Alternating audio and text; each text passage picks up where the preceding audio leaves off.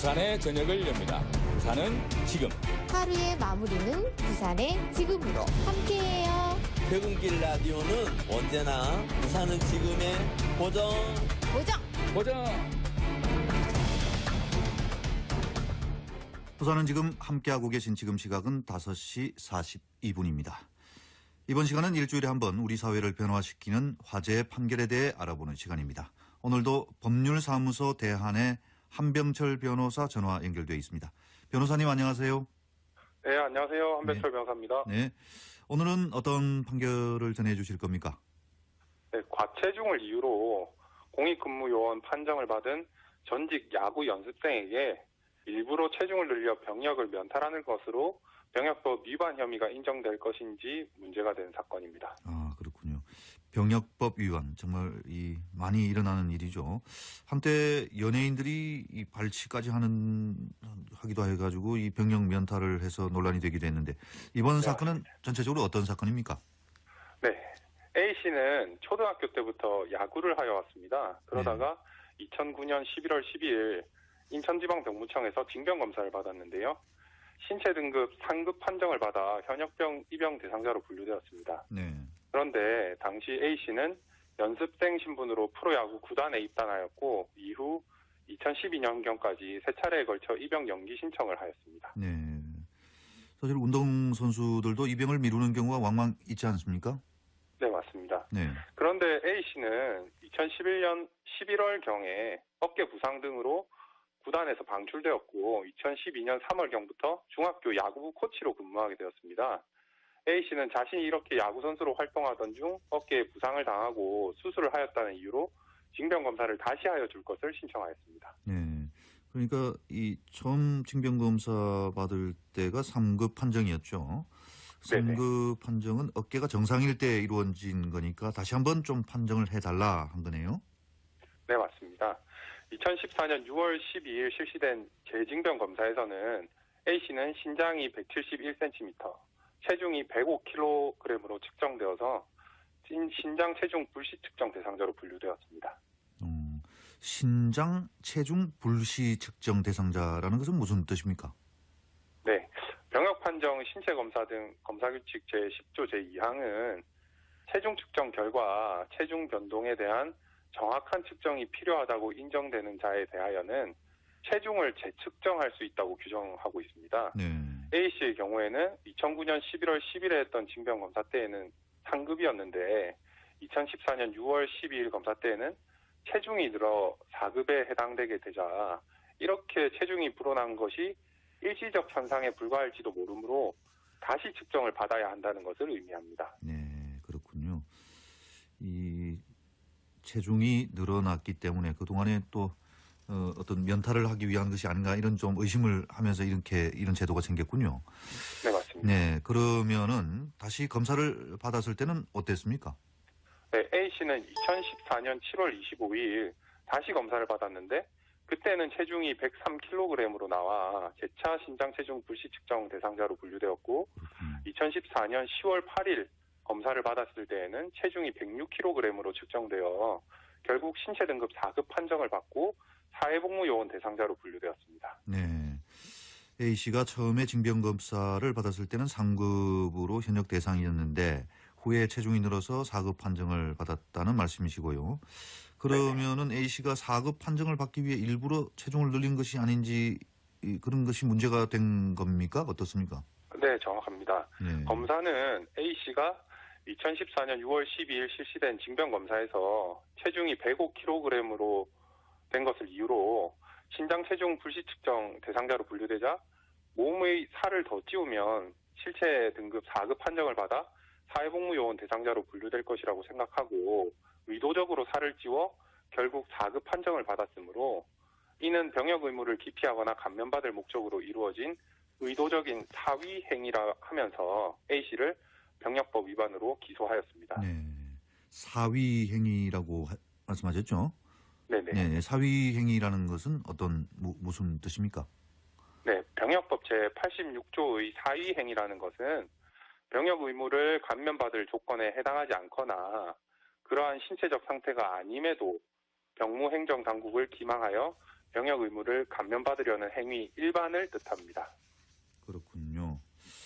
법원은 그러면 어떻게 판단을 했습니까? 네, 1심 법원과 2심 법원의 판단이 달랐는데요. 1심 법원은 유죄로 판단하였습니다. A씨가 2014년경 병역 의무의 감면을 위하여 일부러 과도한 식사량을 유지하면서 자신의 체중을 늘리려고 한 것으로 보인다면서 A씨에게 유죄를 인정하였습니다. 네. A씨 페이스북에서도 살 빠져서 계획에 차질이 있어 빚어질 뻔했다. 군대 뺀다고 간당간당해 지금. 한 번 더 가야 돼. 한 번 더 해서 턱걸이 됐다. 라는 글을 게시하였는데요. 1심 법원은 이러한 사정에 비추어 A씨에게 병역 의무를 감면받기 위한 고의가 있었다고 판단한 것입니다. 네. 1심 법원이라고 또 말씀하신 거 보니까 이제 A씨가 항소를 한 모양이군요. 네, 맞습니다. 네. A씨는 20여 년 이상 해온 운동선수 생활을 그만두게 되자 체중이 증가한 것일 뿐 병역 의무를 기피하기 위해 일부러 체중을 늘린 것은 아니기 때문에 자신은 무죄라고 하면서 항소하였습니다. 자, 그러면 2심 법원은 어떻게 판단을 했습니까? 네, 아까 말씀드린 대로 1심 법원과 판결이 달랐는데요. 2심 법원은 1심 판결을 파기하고 A씨에게 무죄를 선고하였습니다. 그 이유는 어떻게 됩니까? 네, 먼저 2심 법원은 1심 법원이 유죄의 근거로 든 A씨의 SNS 글들에 대하여 살펴보았습니다. 네. A씨는 자신이 그런 글을 쓴 것은 맞지만 그것은 2014년 6월 12일 재징병 검사 당시 병무청 직원으로부터 체중으로 인하여 공익근무 대상인 신체 등급 4급에 해당된다는 사실을 알게 된 후에 많은 댓글을 받을 수 있겠다는 생각에 과장된 내용의 글을 장난으로 올렸을 뿐이라고 주장하였습니다. 2심 법원은 A씨가 쓴 글을 보면 A씨에게 병역 의무를 감면받기 위한 고의가 있었다는 의심이 들기는 하지만 A씨를 비롯한 A씨의 지인들이 남긴 게시글 내용들에 비추어 볼 때 A씨의 주장이 사실일 가능성도 배제할 수 없다고 판단하였습니다. 네. 그러니까 2심 법원이 보기에는 A씨에게 이 실제로 병역 기피의 고의가 있었을 수도 있었겠고 또 없었을 수도 있었겠다는 그런 말씀이시죠? 네, 맞습니다. 자, 그런데 왜 무죄가 되는 거죠? 네, 형사재판에서는 공소 제기된 범죄 사실에 대한 증명 책임은 검사에게 있는 것이고 유죄의 인정은 법관으로 하여금 합리적 의심의 여지가 없을 정도로 공소사실이 진실한 것이라는 확신을 가지게 하는 증명력을 가진 증거에 의하여야 하므로 그와 같은 증거가 없다면 설령 피고인에게 유죄의 의심이 간다고 하더라도 피고인의 이익으로 판단할 수밖에 없다는 것이 대법원의 입장입니다. 네. A씨에게 병역 기피의 고의가 있었을 수도 있지 않을까 하는 의심은 가지만은 또 그 페이스북에 쓴 글은 A씨 주장대로 장난스럽게 쓴 것일 수도 있는 그런 가능성도 있어서 A씨에게 고의가 있었다고 확신까지 할 정도는 아니기 때문에 그런 이제 무죄로 판단했다는 그런 뜻이죠. 말씀이시죠? 네, 좀 그렇죠. 그렇습니다.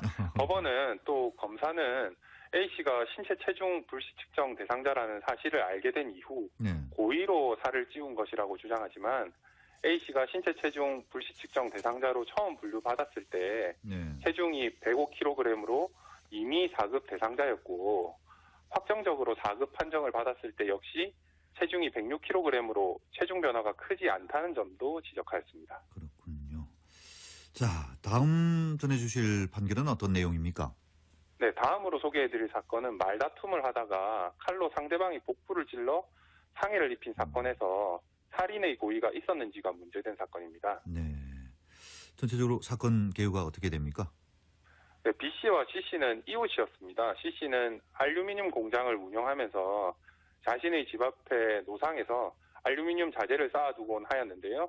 B씨는 그것 때문에 통행이 불편하다는 이유로 C씨와 분쟁이 있어 왔습니다. 그러던 어느 날 B씨와 C씨는 또 위와 같은 이유로 말다툼을 하고 있었습니다. 그런데 B씨가 화가 나 자신의 집에 있던 흉기인 과도를 가지고 나와 C씨에게 죽여버리겠다고 하면서 C씨의 복부를 이래 찔러 복부 자상을 가한 것이 사건입니다. 네, 흉기로 사용했네요. C씨의 이 생명은 지장이 없었나요? 어떻게 됐습니까? 네, C씨는 단지 복부에 상해를 입었을 뿐입니다. 이에 B씨는 자신은 C씨를 살해할 의도는 없었다고 하면서 살인 미수죄가 성립할 수 없다고 주장하였습니다. 그랬군요. 네. 그러니까 아까 B 씨가 C 씨를 이제 흉기로 찌른 것은 맞는데 B 씨가 C 씨를 죽일 의도로 그렇게 한 것이면 살인 미수죄가 되고 죽일 의도가 없었다면 살인 미수죄가 성립할 수 없다는 그런 말씀이시죠? 네, 맞습니다. 네. 만약 B 씨에게 살해의 고의가 없었다면 살인 미수죄는 될 수 없습니다. 다만 흉기인 과도로 C 씨에게 상해를 가한 것이 사실이기 때문에 특수상해죄가 성립할 수 있습니다. 자, 그러면요, 이 사건에 대해서 법원은 어떻게 판단을 했습니까?